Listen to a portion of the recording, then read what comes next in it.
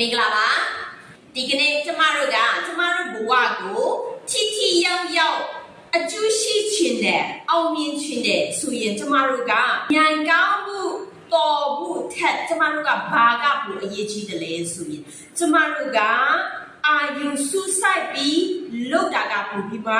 အကျိုးရှိပါတယ်စိတ်တနိုးကျွမ်းမှုမရှိရင်ကျမတို့မှာတီထွေဖန်တီးမှုဘယ်တော့မှဖြစ်ပေါ်မလာဘူးကျမတို့တစ်ခုခုကိုလုပ်လို့ရှိရင်အာယုစူးစိုက်မှုမရှိရင်ဒီအလုပ်ကလည်းကျမတို့လုပ်တာဘာမှအကျိုးမရှိဘူးဘာမှတူးတက်လာမှုမရှိဘူး team တစ်ခုမှာလူတိုင်းကအရာအလုံးတော်တဲ့လူမရှိဘူး तू ကတနေရာမှာတော်ပဲ तू ကတနေရာမှာတော်ပဲတယောက်နဲ့တယောက်ပေါ်ချင်းတတ်ချင်းမတူဘူးဒါပေမဲ့အဲ့ဒီ team ကအဲ့လိုမျိုးစူးစီးလိုက်တဲ့ချိန်မှာသူတို့ကခွန်အားဖြစ်လာတယ် power ဖြစ်လာတယ်ဒါကြောင့်မို့အဲ့ဒီ team တစ်ခုလုံးကအောင်မြင်လာတယ်ဘောလုံးကန်ရင်လည်းအဲ့လိုပဲ team တစ်ခုလုံးကညီညီညွတ်ညွတ်နဲ့ကြိုးစားတဲ့ချိန်မှာသူတို့က power အများကြီးဖြစ်လာတဲ့ချိန်မှာသူတို့ကအောင်မြင်သွားတယ်ဒါကလူအများနဲ့ကျမတို့စီမှာလည်း team ရှိတယ်ဘယ်လို team ရှိတယ်လဲကျမတို့ကအလုပ်တစ်ခုလုပ်လိုက်တယ်ဒီအလုပ်တစ်ခုအပေါ်အာယုစူးစိုက်ပြီးလုပ်လိုက်တယ်နောက်အလုပ်တစ်ခုလည်းအဲ့လိုပဲအာယုစူးစိုက်ပြီးလုပ်လိုက်တယ်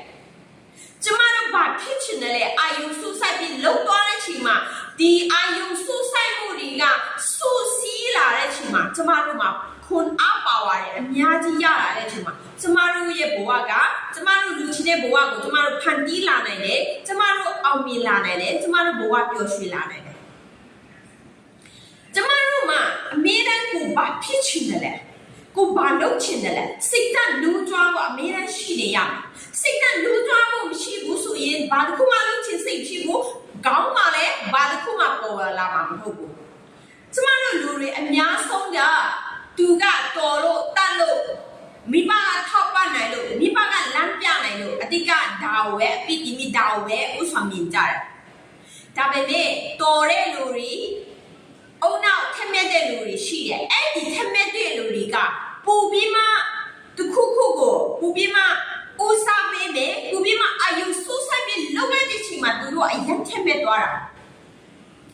ဒါနဲ့အတူတူပဲကျမတို့ကဉာဏ်ကောင်းတွေဖြစ်စေမကောင်းတွေဖြစ်စေအဲ့ဒါကအဓိကအရေးကြီးတာကကျမတို့အခုဘာလုပ်နေလဲကျမတို့ဘာလုပ်ချင်တယ်လဲဆိုတဲ့အပေါ်မှာအဓိကအာယုစူးစိုက်သွားတဲ့ချိန်မှာကျမတို့ရဲ့